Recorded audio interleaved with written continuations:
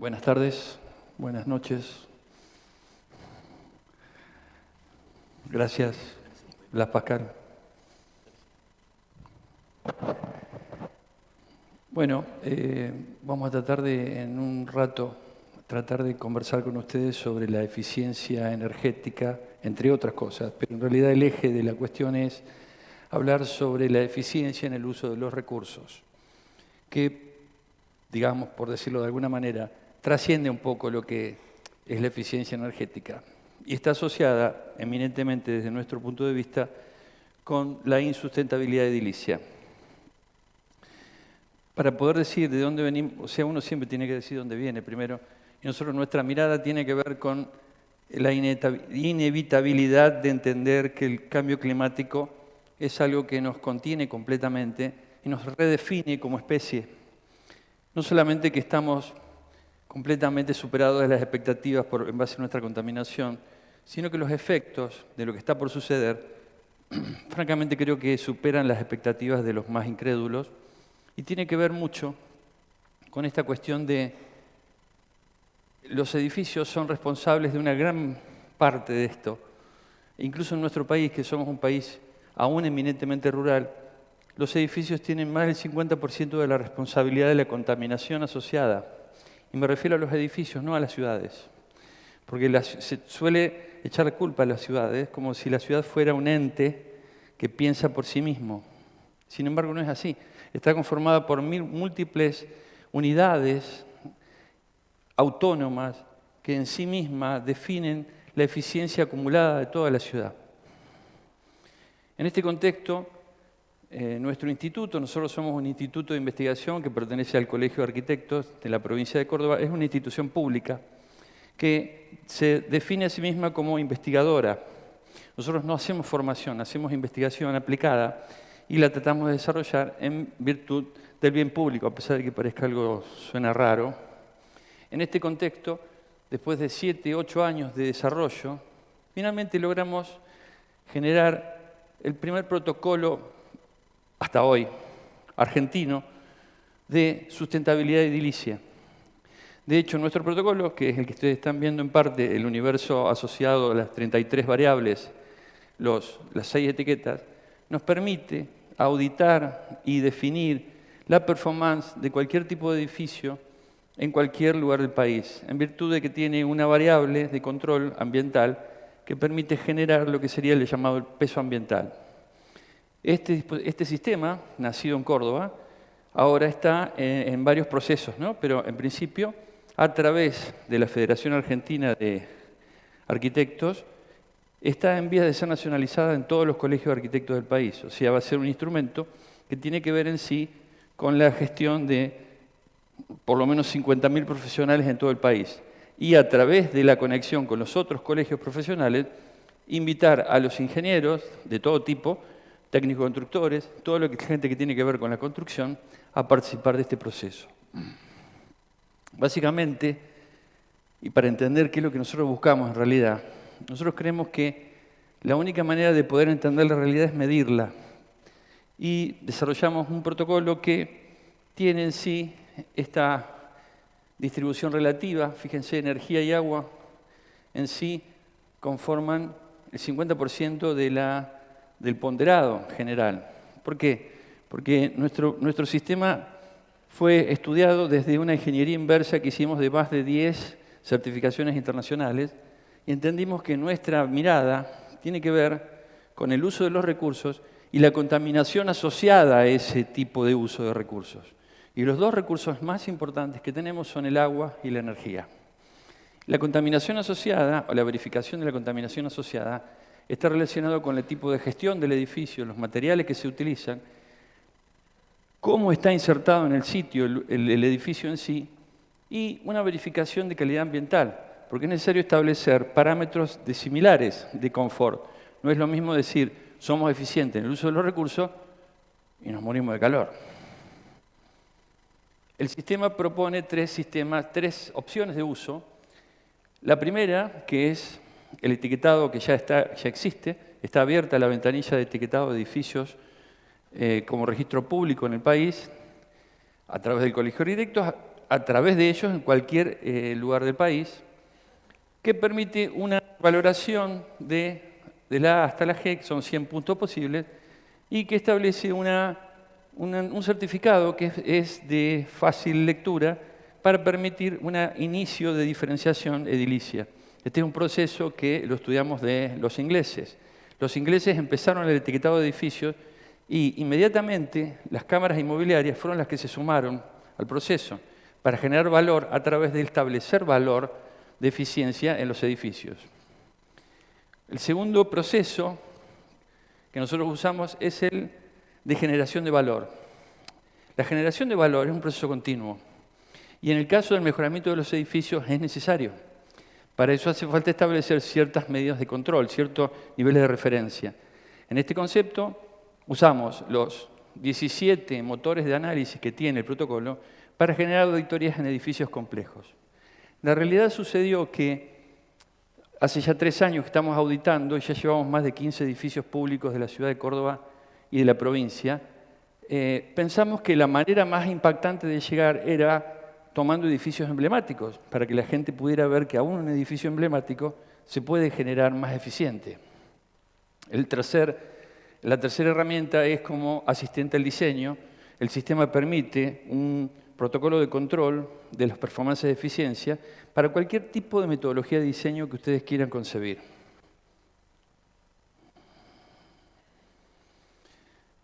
Estas son las placas aproximadamente que permite el sistema, y los informes nos permiten también este sistema de radar que rápidamente remite a la necesidad de entender que la sustentabilidad es algo transversal. No se puede pedir a un edificio que sea realmente sustentable si no está equilibrado en sus variables. No sirve de nada. O sea, un edificio que es muy eficiente en un aspecto y no lo es en otro, tiene algún problema, un vicio oculto que hay que tratar de resolver. Esto nos permite ver, fíjense, este es el caso de un edificio existente a uno post-auditoría, donde hay variables que a veces no se pueden cubrir. Normalmente estas son las que no se pueden tocar. Materiales, el edificio ya está construido. Pero bueno, cuando hablamos de las estrategias de eficiencia, es muy complejo. Suele ser ahí donde todo el mundo empieza a derrapar, porque decimos, bueno, pero ¿por dónde empezamos? ¿Qué es lo más importante? Según desde dónde uno venga, de qué área de la ciencia, esto es más o menos remisible. Los ingenieros lo ven desde un lado, los arquitectos lo ven de otro, los que están operando desde las energías renovables lo ven desde otro. Nosotros creemos que, en general, es interesante entender que es posible establecer impactos según el tipo de estrategias que nosotros podamos generar. Vamos a hablar en este caso particularmente de la energía, porque es algo muy concreto. Los niveles de eficiencia están muy relacionados con, llamémosle así, la edad en la que se intervino en el proyecto. O sea, si pudimos intervenir tempranamente o tardíamente. En este concepto, fíjense, los costos siempre suben. Los impactos son cada vez mayores a medida que las decisiones se tomaron más al principio de la gestión. Fíjense que acá nosotros vamos a tratar de romper un par de paradigmas. Primero, uno doloroso para todos los que hacemos energías renovables, y es que las energías renovables no tienen nada que ver con la eficiencia energética. Ops, dijimos un tabú. La eficiencia energética no tiene realmente nada que ver con las energías renovables. Es fuerte, ¿no? ¿Por qué? ¿Por qué lo decimos? Porque en general nosotros siempre nos remitimos yo digo siempre lo mismo, el que ya me escuchó lo debe saber, la paradoja de la bañadera pinchada. La bañadera pinchada es el edificio, ¿sí? La energía es el agua que cae dentro de la bañadera. Y es un buen ejemplo porque la energía es algo dinámico, es algo que se mueve, no se lo puede tener fijo. Si nosotros metemos agua a la bañadera, estando la bañadera pinchada, no importa dónde sea esa agua, puede ser del sol, puede ser de un enchufe, de donde sea. Lo que logramos es que la bañadera, a medida que se va llenando, cada vez más tire agua hacia afuera.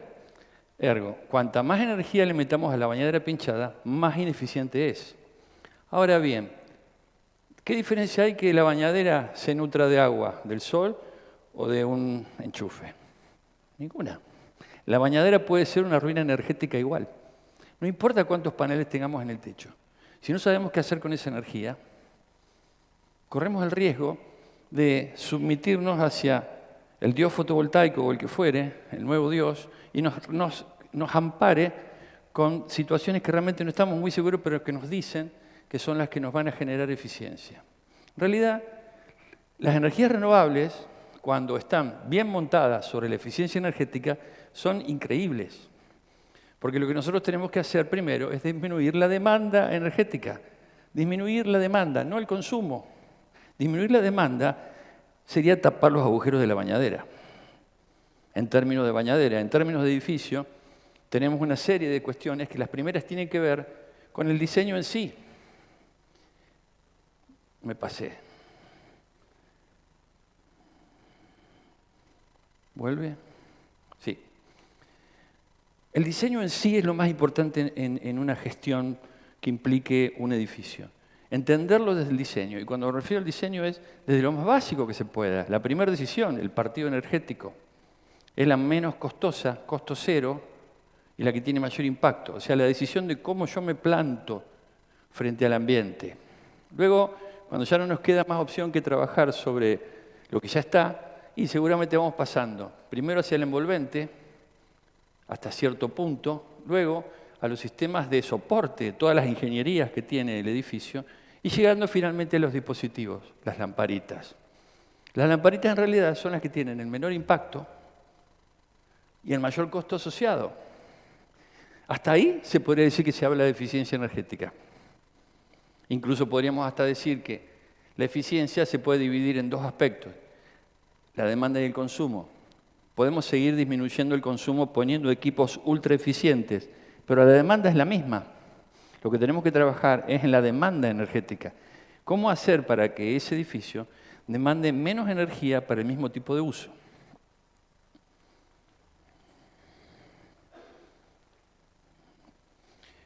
Para nosotros uno de los puntos más importantes es entender el diagrama energético de este personaje edificio. Entenderlo implica no solamente calcular el IPE, que es la próxima configuración argentina para medición y etiquetado de energía. El IPE, Índice de Prestación Energética.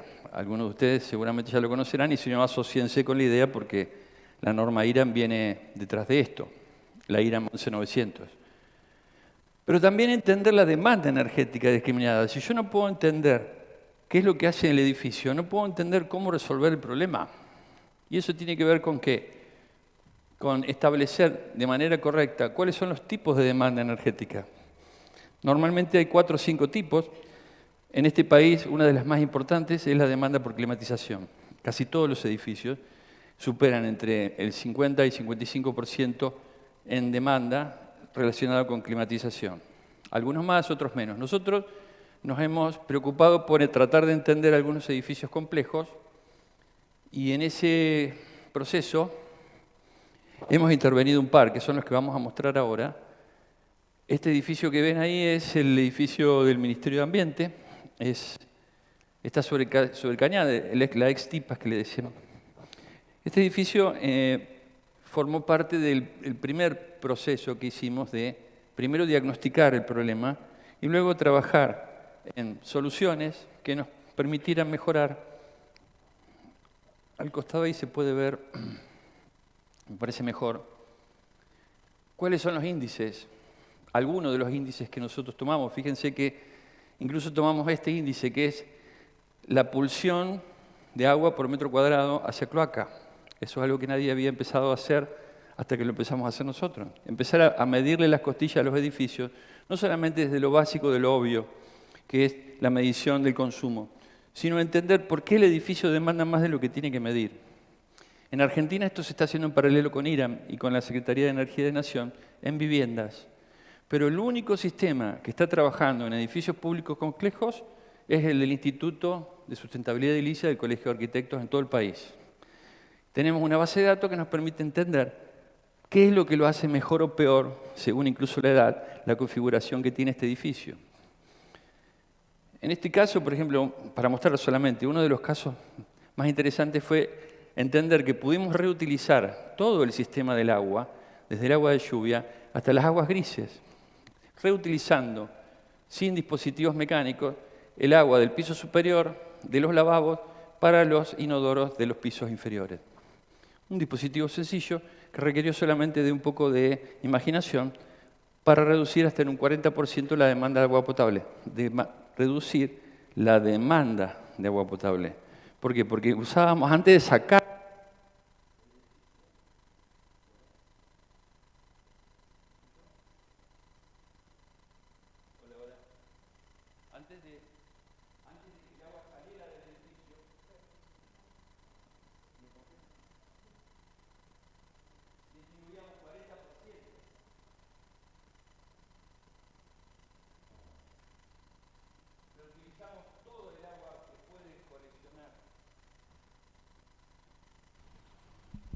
¿sí? Desde los techos, para poder llegar a acumular casi 60.000 litros de agua en un espacio donde nadie concebiría que esto es posible. La idea fue que después de intervenirlo en su totalidad, este edificio pasó a ahorrar más de un 45% de agua, más del 60% de la demanda energética que tenía, y se convirtió de ser un edificio clase G a uno clase A. Este es otro ejemplo de cómo la virtuosidad del sistema nos permite, solamente a través del diagnóstico, detectar solamente así soluciones, sin establecer los proyectos, sin generar proyectos. Es posible entender cuál es el problema de un edificio. Sus problemas pueden ser tan diversos, pero en general el edificio, cuando lo sabemos escuchar, habla. Esto es lo que tratamos de hacer nosotros en nuestras auditorías y proyectos post-auditorías. Es el caso del edificio de PEC. Un edificio que es un edificio emblemático para los cordobeses, un edificio de vidrio y metal, uno de los primeros edificios hechos por concurso, que había perdido a lo largo del tiempo su configuración espacial de planta libre. Y en el proceso que ahora les vamos a mostrar, estamos trabajando en convertirlo en un edificio clase A. Uno de los primeros aspectos que tuvimos que trabajar fue justamente la redefinición espacial, devolverle al edificio la configuración de iluminación natural básica que había perdido, devolverle la capacidad de generar espacios térmicos ubicuos, poder controlar térmicamente los espacios de manera inteligente. Ese tipo de controles no lo podíamos dejar de relacionar con todas las posibilidades que nos daban y que incluso después de este caso, por ejemplo, lo que ustedes ven ahí es el diagrama de encendido que tiene el edificio después del proyecto en función de la iluminación natural. Trabajamos con iluminación natural y sistemas automatizados que controlan esto. Normalmente es algo que nadie hace. Por ejemplo, el modelado de simulación y iluminación, este es uno de los motores de diagnóstico que tenemos, nos permite modelar en día oscuro la iluminación natural y la combinación para poder, después de eso, empezar a diseñar de nuevo el sistema de layout de las luminarias.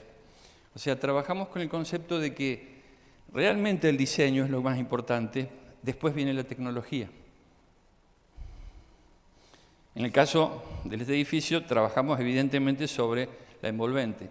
Lo que hicimos fue generar una segunda envolvente que nos permitió controlar térmicamente la totalidad del edificio, reutilizando el mismo material que estaba atornillado desde el principio. Y con un 50% para una sola de las fachadas se pudo generar un proyecto que en este momento todavía está en ciernes, más por una cuestión de PEC que nuestra. Todo el mundo sabe, PEC es una empresa que tiene sus idas y vueltas. Generamos esta propuesta de devolución. Nuestro protocolo nos permite determinar qué cantidad de árboles realmente un edificio le debe a su entorno. En el caso de PEC, superando los 300 árboles, le propusimos a su vez utilizar la manzana que ellos tienen como una modelización de las distintas zonas ambientales de la provincia, como una manera educativa de promover microclimas con nada, con árboles. Básicamente lo interesante de lo anterior, antes de entrar a este otro edificio, es que se puede generar confort siendo eficiente. Y se puede ser eficiente siendo ambientalmente correcto. O sea, no hay contradicción en eso. En general, pareciera que es un prejuicio creer que ser eficiente no está siempre relacionado con lo ambiental. Y sí, sí lo está. Nosotros creemos que así lo está. Tenemos más de 10 ejemplos de que eso es posible. El edificio de la terminal, solamente para mencionar que este edificio nace mal. Desde el día 1 el diseño está mal planteado. Sin embargo, se nos pudo permitir reducir, fíjense, en más de un 60% el agua potable, los influjos hacia cloaca, la demanda de agua potable en general, y detectar cuáles eran las demandas energéticas para disminuir todas las variables que en general hemos ido trabajando con este tipo de edificios. Pero en definitiva, lo importante que ustedes puedan entender es que, más allá de la complejidad o no de este tipo de protocolo, lo importante es entender qué es lo importante de lo que no lo es, más allá de cuál sea la posición en la que ustedes están relacionados con un proceso de eficientizar, ya sea un edificio, un predio o lo que fuere. Es entender que hay decisiones tempranas que son las que tienen menor costo. La decisión está en, a veces, simplemente toman la decisión. No es más que eso. No es implicar cuestiones económicas o erogaciones importantes. Las erogaciones importantes son las que nos quieren imponer desde la tecnología, la mayormente de las veces, justificadamente incluso, la gente que la vende a la tecnología. Yo creo que desde las áreas de conocimiento nuestra tarea es entender cuándo aplicar la tecnología de manera apropiada y que esa tecnología, en ese contexto, realmente vale el doble o puede servir el doble de lo que es simplemente apoyándonos solamente en ella. Y tiene que ver con esto, los niveles de referencia para los costos económicos. No se puede hablar de eficiencia si no se habla de costos económicos, si no se habla de retornos económicos. Todo esto está completamente fundamentado en eso. No es solamente porque me gusta ser eficiente. Realmente tenemos que demostrar que es económicamente viable. Y desde hace ya 2 años, y sigue aumentando, los valores de referencia de la energía han permitido y han colocado a todo el sector en una situación única. El parque edilicio de la Argentina está atrasado un siglo. El 95% de los edificios es ineficiente. Yo creo que es más. Dijimos siempre 95 como para a ver si se salva alguno. Pero en realidad es mucho más. Nosotros estamos pensando que es el 0,5% solamente que es eficiente. Y hay que ver. Porque mucha gente dice que lo es, pero cuando los entramos a medir, muestran un poquito la hilacha. Entonces, en definitiva, la economía demuestra que esto es factible y es un proceso inevitable. Lo primero que tenemos que hacer en un país que está en la ruina es empezar a ver cómo hacemos para demandar menos el uso de los recursos. En este concepto, el instituto, a través del colegio, tiene 4 o 5 acciones, con esto termino, que es la que nosotros proponemos a las distintas instituciones de cooperación y de colaboración en este proceso, que es, el primero, el registro abierto de etiquetación de sustentabilidad edilicia para todos los profesionales del país que quieren etiquetar edificios. Es un sistema muy sencillo, el etiquetado es económicamente muy viable y genera ya estrategias de control que los profesionales pueden después motivar, incentivar como una nueva tarea. El equipo es miembro del Subcomité de Eficiencia Energética de Edificios que está discutiendo en este momento la 11900. Nosotros creemos, porque no hemos visto a nadie más de Córdoba, los únicos de Córdoba que estamos en ese subcomité, y estamos todo el tiempo tratando de entender cómo hacer para que las nuevas normas no se escapen de la realidad y buscar equivalencias en lo que nosotros creemos que es un sistema un poquito más completo. A su vez tenemos esto que es nuevo. Está en ciernes, está muy cerca, pero finalmente es muy posible que nosotros formemos parte del primer Plan Nacional de Eficientización de Edificios Públicos, desde Córdoba para todo el país. A veces pasa así. Seguramente vamos a salir a eficientizar edificios fuera de Córdoba antes que en Córdoba, porque en Córdoba las cosas son así. Siempre uno llega al final acá, especialmente en la ciudad de Córdoba. Pero estamos muy contentos porque creemos que en sí Es necesario que los edificios públicos sean los primeros que se sienten a negociar la eficiencia. Si los edificios públicos no muestran eficiencia, ¿qué se le puede pedir a los privados? ¿Qué se le puede pedir a las instituciones que tienen que erogar? Este es un plan de sustentabilidad edilicia que llevamos con Usores, ya tiene un par de años, que era un plan muy ambicioso en su momento de auditar los 90 edificios que tiene PEC solamente en el Distrito 1 de la provincia de Córdoba, que sería capital, donde hasta ahora llevamos 5 edificios ejecutados de distintas localidades, no solamente de Córdoba, con procesos iniciados de eficientización que en algún momento se harán visibles.